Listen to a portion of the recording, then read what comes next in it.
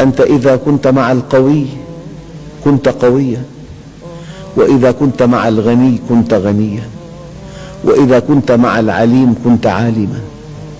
وهذا هو الافتقار إلى الله عز وجل. وما لي سوى فقري إليك وسيلة، فبالافتقار إليك فقري أدفع، وما لي سوى قرعي لبابك حيلة، فإذا رددت فأي باب أقرع.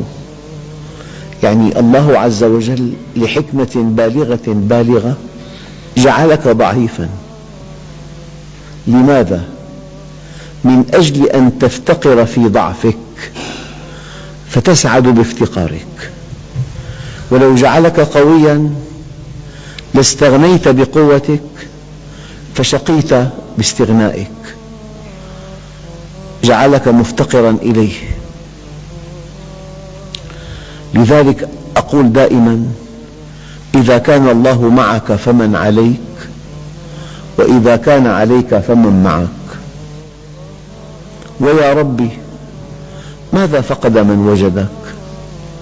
وماذا وجد من فقدك؟ كن مع الله ترى الله معك، واترك الكل وحاذر طمعك. وإذا أعطاك من يمنعه، ثم من يعطي